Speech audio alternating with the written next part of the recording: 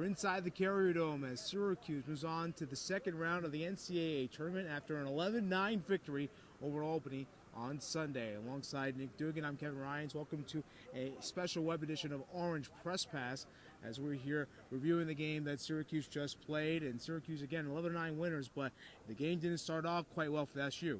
No, Kevin, they really struggled, and from a place that we didn't really expect as lacrosse fans at the X. Ben Williams starting 0 for 5 at the X. Albany having great success there. Albany just seemed to have more energy, out hustling Syracuse to ground balls, getting off many more shots than they did, and in the end it turned into more opportunities and more goals for the Great Danes in the first half. Now that second half was very huge for SU. At one point Ben Williams won 10 of 15 from the faceoff X. What did you see that maybe Ben Williams was changing, or the whole faceoff unit was changing over in the second half? Well, I think listening to Ben Williams post-game, he said there wasn't anything that they were really changing. He felt the unit, the wing play, and himself, they were clicking better, they were able to communicate a little bit better, and Ben Williams said he didn't even look up at the scoreboard, taking it one face-off at a time. It's all about just next one up, not really thinking too much about the past, and the SU was able to really put the past out of their mind and race out to a second half victory over Albany. Now, one thing a lot of people aren't going to talk about is the play of Evan Malloy. Malloy was spectacular throughout the entire game and ended up having 12 saves on the night. Was really an X factor for SU in this ball game. Can you explain me what happened? Because in the first half he was giving up a lot of goals, but that second half he really was standing on his head. I think Sergio Salcido said it best when he said everyone was just a little bit high-strung, nervous for this environment, for the playoff game, and Evan Malloy definitely showed signs of that. A couple of miscues on the clears, turnovers caused goals for Albany.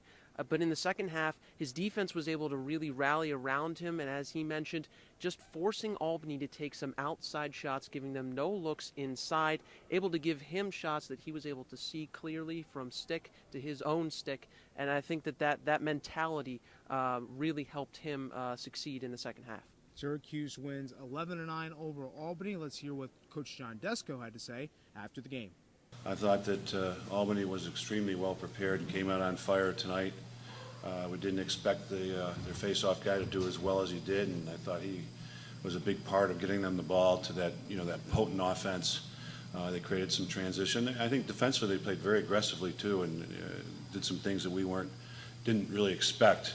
It was great that our guys came in at halftime and were able to turn it around and kind of reverse the halves and win some face-offs in the second half. We played a lot of defense in the first half, and a team that scores goals like Albany, really to hold them to 6 in the first half when they had the ball so much, and we gave them 1 or 2 of those, off the clearing situation. So I didn't think our defense played poorly. And to bump Barber up, I think you saw Evans up in the midfield, just gives us more depth in the midfield and some big threats. Sometimes they get matched up against short sticks because they're in the midfield, and I think that they're very capable dodgers and scorers, and it's going to force the defense to slide more. Feels great because it means we get to play next week again. And otherwise, it'd be these guys would be packing their bags and ready to go home. Yeah, and Syracuse does move on to Providence to play Maryland on Saturday, and John Desko has to be happy with the way the game turned out, even with the slow start. Yeah, absolutely. John Desko has to be happy, and he mentioned he's happy that this team will be playing in the quarterfinals, and that they'll see Maryland, the #1 overall seed. Head coach Scott Mars said he was surprised to see this as a quarterfinal matchup because these are two teams of the caliber he believes, and a lot of people believe, could be a Final Four matchup. And it's certainly going to be a Final Four test for Syracuse. Their goalkeeping doesn't get any easier. Stingy in Kyle Bangalore for Maryland, and the offense for Maryland also able to do kind of what SU did tonight, score from multiple positions. They have multiple midfielders and attackmen that are able to be a threat on the offensive end, so definitely a tough matchup coming on Saturday for Syracuse. You mentioned Final Four matchup. You got to think of all the different upsets this weekend, including #2 Denver going down over to Towson. you got to think if Syracuse wins this next matchup against Maryland, not wide open in terms of getting to the Final Four, but definitely an easier road. And we've been hearing it all season long that there's parity in college lacrosse. Not only was it Denver losing to Towson, it was Yale dropping a game to Navy in the fourth quarter. And Navy was maybe a team that people questioned, would they be in the tournament, would they be out? Maybe the committee admitted the last team that made it into the field, defeating the number 4 seeded Bulldogs.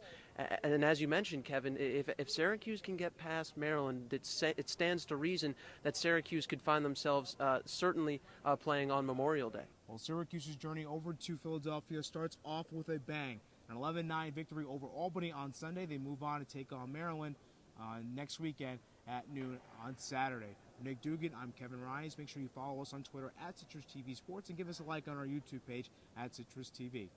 Have a great night, Syracuse.